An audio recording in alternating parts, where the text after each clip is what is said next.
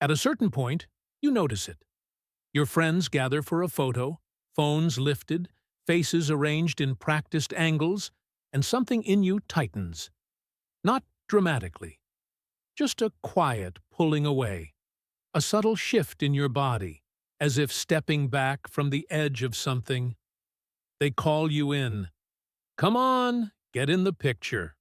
And you smile, you make some joke about being the photographer, about preferring to be behind the camera, and they laugh, and the moment passes. But inside, that tightness remains. It's not about how you look, not exactly. You've seen photos of yourself where you look fine, even good. It's something else, something harder to name. A feeling like being turned inside out, like being asked to perform a version of yourself that doesn't quite fit. And naturally, when this happens again and again, you start to wonder what's wrong with you. Your social media feels incomplete, a ghost presence. You see others posting selfies, vacation photos, casual snapshots of their daily lives, and they seem so comfortable, so at ease with being seen. You think maybe you're insecure. Maybe you need to work on your confidence. Maybe if you just forced yourself to do it more, the discomfort would fade. You try occasionally. You take a photo, study it for what feels like hours, delete it. Take another. The caption feels false no matter what you write. You post it anyway, then immediately regret it, checking compulsively to see how it's being received, feeling both exposed and invisible at the same time. But what if I told you that this resistance isn't a flaw to be fixed? That it's not about confidence or attractiveness at all, but about something much more fundamental, something the philosopher Martin Heidegger spent his life trying to articulate? What if this discomfort is actually a rare form of awareness, a preservation of something essential that others have learned to ignore? You see, most of what we call comfort with being photographed is actually comfort with a particular kind of self-objectification. When you post your face online, when you position yourself for a camera, you're not just sharing an image. You're participating in what Heidegger called the transformation of being into standing reserve, into something that exists primarily to be viewed, categorized, consumed. The camera doesn't capture you. It converts you.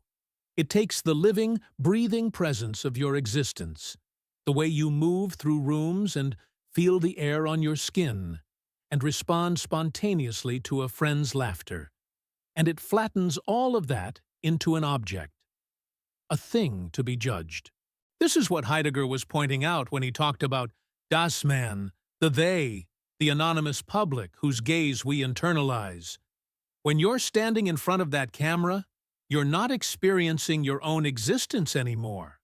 You're experiencing yourself as you imagine others will experience your image. You become, in that moment, not a subject, but an object, not a presence, but a representation.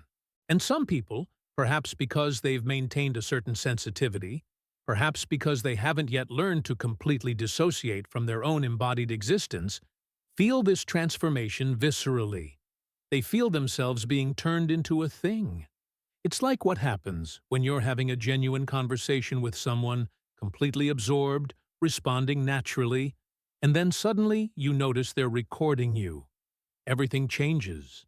The words that were flowing spontaneously now feel calculated.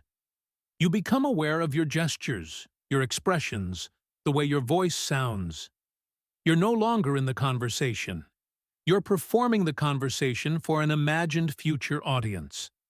You've split into observer and observed, and the living quality of the interaction has died.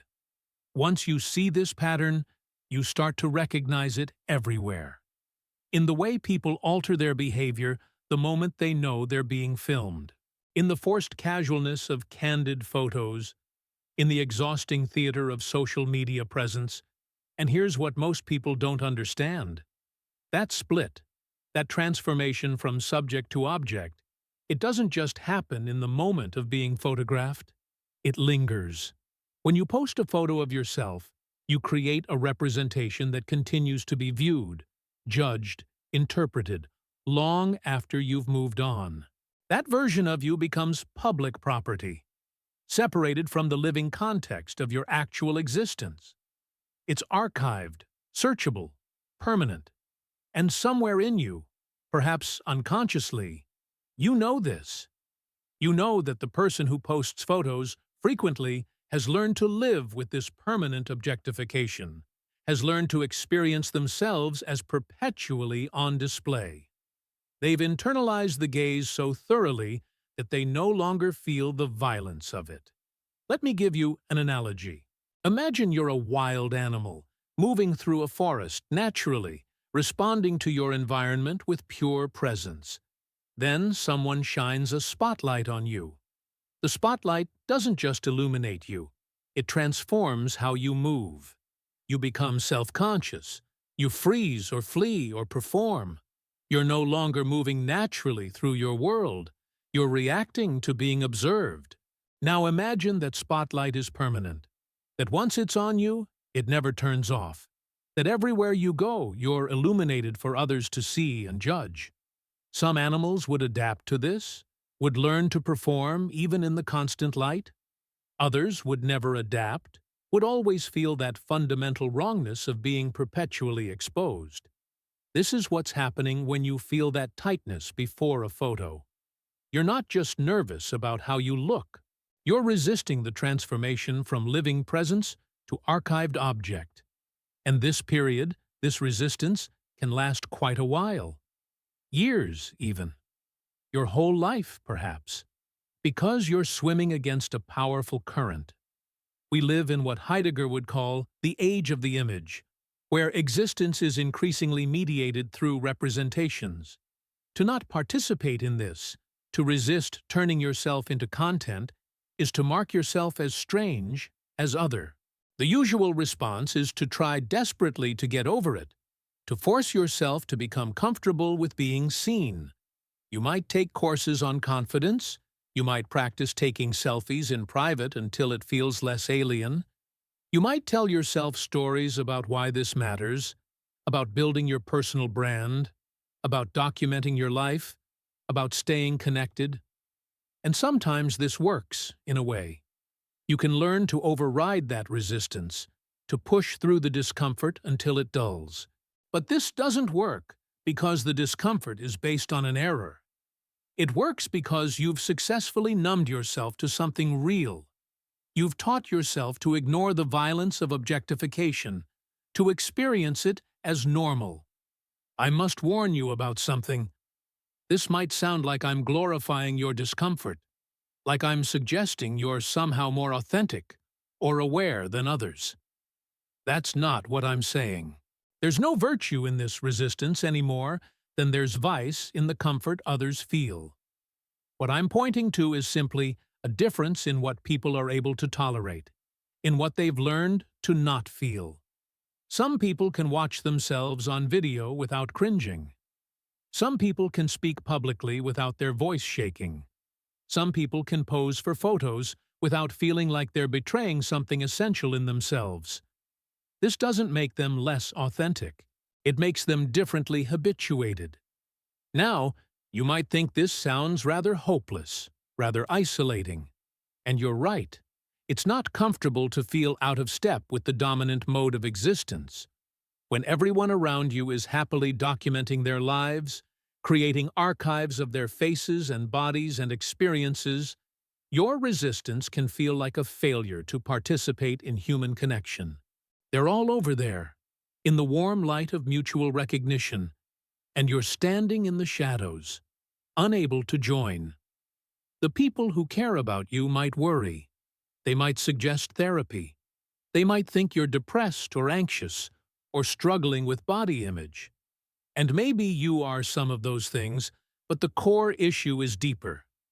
Let me tell you about someone I knew, a man who worked as a philosophy professor. He was articulate, present, deeply engaged in his work and relationships, but he had almost no photos of himself. Not out of some philosophical principle exactly, just a persistent discomfort he'd never fully analyzed. His colleagues found it odd. When they published faculty pages, they had to use the same photo of him from a decade ago, formal and stiff. Students sometimes complained that it felt distant, that his absence from social media made him harder to connect with. He tried occasionally to change this, to take a new photo, to be more present in the way they meant. But each attempt felt like wearing clothes that didn't fit. Then something happened. A health crisis, not life-threatening but serious enough to slow him down, to force a period of rest. During this time, he stopped trying to fix his relationship with being photographed and started simply observing it. Not from a place of self-improvement, but from genuine curiosity. What exactly was this resistance? One afternoon, sitting in his garden, a friend visited and spontaneously took out a phone to capture the moment. And instead of tensing up or deflecting as usual, he watched the resistance arise in his body and let himself feel it fully. The tightening in his chest, the urge to turn away, the feeling of being converted from subject to object. And in that moment, sitting very still, he understood something. The discomfort wasn't about the photo at all. It was about the loss of privacy at the ontological level, the loss of the freedom to exist without being defined by how others see you. Every photo, every post, every documentation of your image adds to a cumulative archive of how you're supposed to be, what you're supposed to look like, who you're supposed to be. And for some people, this archive feels like a prison. Not because the images are unflattering, but because the very act of being archived, of being pinned down and categorized and made permanent, violates something in their experience of being alive, which is fluid and changing and essentially private. He didn't suddenly become comfortable with photos after this realization, but something shifted. The discomfort stopped feeling like a personal failing and started feeling like a legitimate response to a legitimate problem. He stopped trying to fix himself. And paradoxically, this acceptance made him more present in his actual relationships, more willing to be seen in the way that actually matters, which is face-to-face, in real time, in contexts where he could respond and engage, and exist as a subject, rather than an object. It's not that he transcended the issue, or that some dramatic transformation occurred. It's more that he found a way to inhabit his own life on his own terms. He still avoided group photos when he could. He still had almost no social media presence. But he stopped apologizing for it, stopped treating it as something to overcome. And the people who really mattered, the ones who knew him in person, didn't need a constant stream of images to remember who he was. They had something more substantial, his actual presence when they were together, undivided by the awareness of being documented. So what do you do in the meantime when you feel this resistance but everyone around you seems to have figured out something you haven't? You live your life. You show up for people in person. You have conversations without pulling out your phone to document them. You experience beautiful moments without immediately thinking about how to capture them. And you notice something interesting. The moments you don't photograph often become more vivid in your memory, not less, because you were actually there, actually present, rather than mediating the experience through the lens. And you watch, you observe the people around you who do post constantly. You notice how often they're experiencing life secondhand, through the screen of their phone as they film or photograph it. You see how the quality of their attention has become divided, part of them always thinking about angles and lighting and captions. You're not judging this. You're just noticing that they've made a trade you're not willing to make, the trade of immediate presence for documented existence. They have the photos. You have something harder to name, something that doesn't archive well, the felt sense of actually having been there. And most importantly, you stop comparing yourself to some imagined normal version of you that would feel comfortable with all this. You stop trying to overcome your resistance through sheer force of will. You stop treating your discomfort as a symptom to be cured. Instead, you get curious about it. What is this protecting? What does it know that you've been trying to ignore?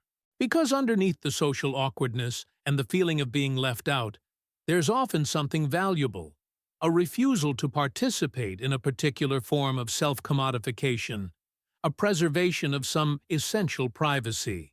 You practice existing without needing constant external validation through images. You notice how often the urge to take or post a photo is actually an urge to prove something, to yourself or others, to establish that you were there, that you looked good, that your life is worthy of documentation. And you ask yourself, what happens if you don't need to prove any of that? If you can simply exist without building a public archive of evidence? Paradoxically, it's only when you stop trying to become the kind of person who posts their face constantly that you discover what your actual relationship to images could be. Maybe you take photos occasionally, when something genuinely moves you, but you keep them private. Maybe you let others take photos, but don't obsess about seeing them or how you look. Maybe you find ways to participate in group documentation without making it a central part of how you understand yourself. The key is that these choices emerge from acceptance rather than from trying to fix or force yourself into a different mold. Perhaps the reason you never post your face is that you've outgrown a particular way of understanding existence, one that privileges the documented over the lived, the observed over the experienced. Not because you're better or more enlightened, but because you're sensitive to something others have learned to ignore, the violence inherent in constant objectification. And maybe that sensitivity, far from being a flaw, is actually a form of wisdom, a refusal to participate in the flattening of human existence into archivable content. And then you're thrown back on the most fundamental question. Who are you when you're not being observed? What is your existence when it's not mediated through images and representations and other people's gaze? This question makes most people deeply uncomfortable because we've become so habituated to understanding ourselves through external validation. But there's a freedom in it too, a space where you can simply exist without performing existence, where you can be present without proving you're present. And it's not nothing. It's not just absence or withdrawal or failure to participate. It's a different mode of being, one that Heidegger would recognize, one that preserves something essential about human existence that's increasingly rare in our hyper-documented age: the capacity to be undefined, unarchived, present in a way that can't be captured or categorized or turned into content.